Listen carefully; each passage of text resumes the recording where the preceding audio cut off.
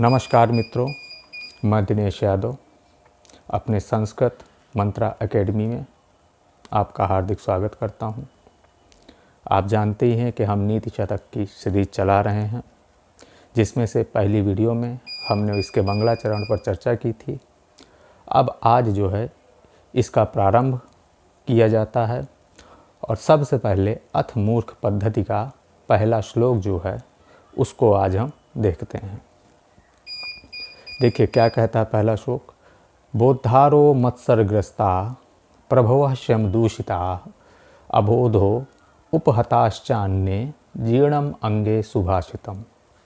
बोद्धारो मत्सरग्रस्ता, भर्तहरि कहते हैं कि बोद्धारो मत्सरग्रस्ता प्रभवः शम दूषिता अबोधो उपहताश्चान्ये जीर्णम अंगे सुभाषितम। बोद्धारो का अर्थ होता है बुद्धिमान, बोद्धारः बुद्धिमान, बोद्धारः बुद्धिमान, मत्सरग्रस्ता जो मतलब बुद्धिमान है, जो ज्ञानी है, जो पंडित हैं, जिनके अंदर पांडित्य है, वो क्या हैं? मत्सरग्रस्ता।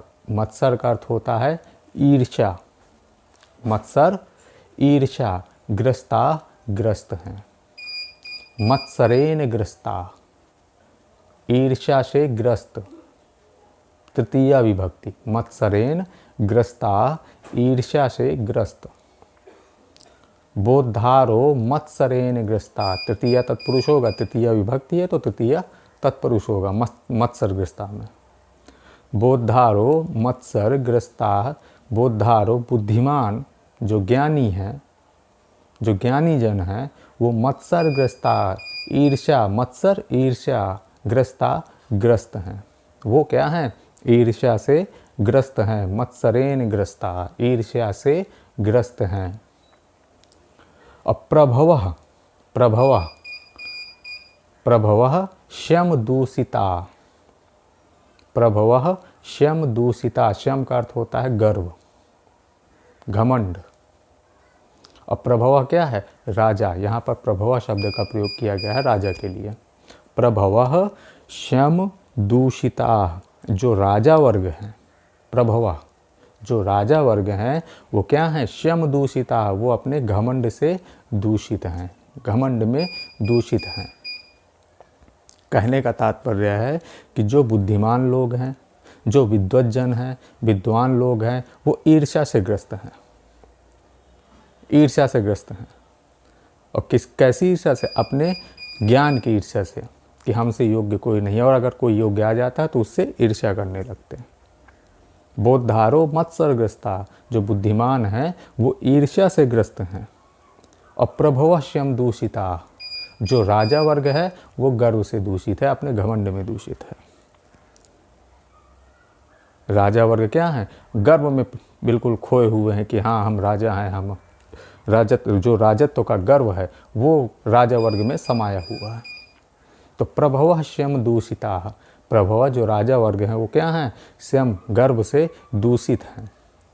शम में क्या है? अण प्रत्यय है, शिम धातु है और अण प्रत्यय है शम में। और ग्रस्ता में क्या है? ग्रस धातु है, इक्त प्रत्यय है। ग्रस धातु है ग्रस्ता में और इक्त प्रत्यय है। और शम में शिम धातु है और अप प्रत्यय है। शम अप प्रत्यय है, सॉरी अण कह दिया था, अप प्रत्यय है। शम दूषिता क्या है? गर्व से जो है, जो दूषित हैं। कौन दूषित हैं? प्रभवः राजा वर्ग। और मत्सरग्रस्ता कह? बोद्धारः। प्रश्न ऐसे भी आते हैं नीति शतक में। कह शम दूषिता, प्रभवः शम दूषिता। कह मत्सरग्रस्ता, बोद्धारः मत्सरग्रस्ता।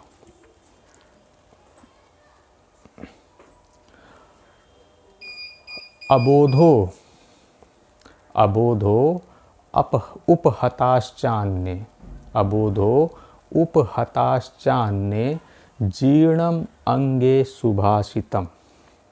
अबोधो उपहताश्चान्ये जीर्णम अंगे सुभाषितम।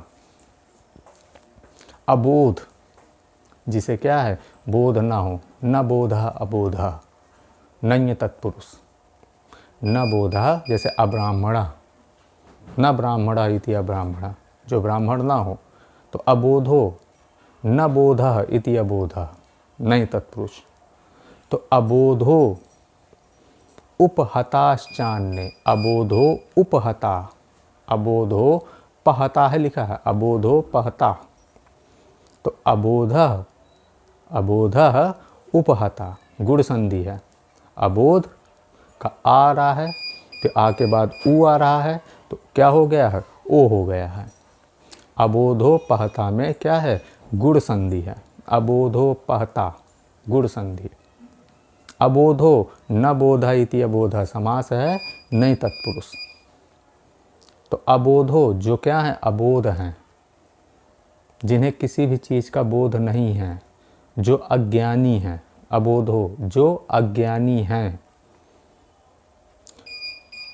उपहता च अन्य, उपहता का अर्थ होता है नष्ट होना, नष्ट होना।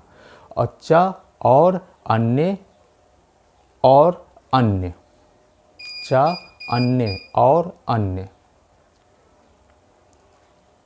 तो यहाँ पर अगर इसका अर्थ लिया जाएगा तो च अन्य च, अन्य च उपहता अबोधः, या अन्य च अबोधः उपहता, कि और अन्य मानी जो बचे हैं। कौन बचे हैं, जो बोधधारा से बच गए हैं और जो प्रभव से बच गए हैं।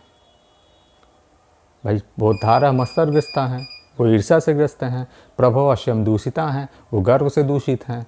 तो इनके अलावा जो बच गए हैं, च अन्य और अन्य। अबोधो अज्ञानता से, अबोध से, जिसको किसी चीज़ का बोध ना हो। उपहता अज्ञानता से नष्ट है, यानी अन्य को कोई ज्ञान नहीं है, अज्ञानता से नष्ट है। तो जीर्णम अंगे सुभाषितम, अंगे जीर्णम सुभाषितम, या सुभाषितम जीर्णम अंगे। तो ये सुभाषित जो है, जो ये सुभाषित है, वो मेरे अंग में ही क्या जीर्ण हो रहा है या वृद्ध हो रहा है। जीर्ण का अर्थ होता है वृद्ध होना। तो ये जो सुभाषित है वो अंगे जीर्णम, मेरे अंग में ही क्या है, मेरे भीतर ही ये क्या है, जीर्ण हो रहा है। क्या कहने का अर्थ यह है कि इन सुभाषितों का कोई अर्थ नहीं है, या इन सुभाषितों का महत्व देने वाला कोई नहीं है। क्यों? क्योंकि जो बुद्धिमान है वो मत्सरग्रस्त हैं, ईर्ष्या से ग्रस्त हैं। जो स्वामी हैं वो गर्व से ग्रस्त हैं। और जो बाकी बचे हैं अन्य चा, और जो बाकी हैं, बाकी अन्य हैं, वो अबोधो उपहता, वो अज्ञानता से नष्ट हैं, उनके पास ज्ञान ही नहीं है। तो ऐसी स्थिति में ये जो सुभाषित हैं वो क्या हैं, मेरे अंग में ही, मेरे भीतर ही भीतर जीर्ण हो रहे हैं। अबोधोपहता में क्या है, गुण संधि है।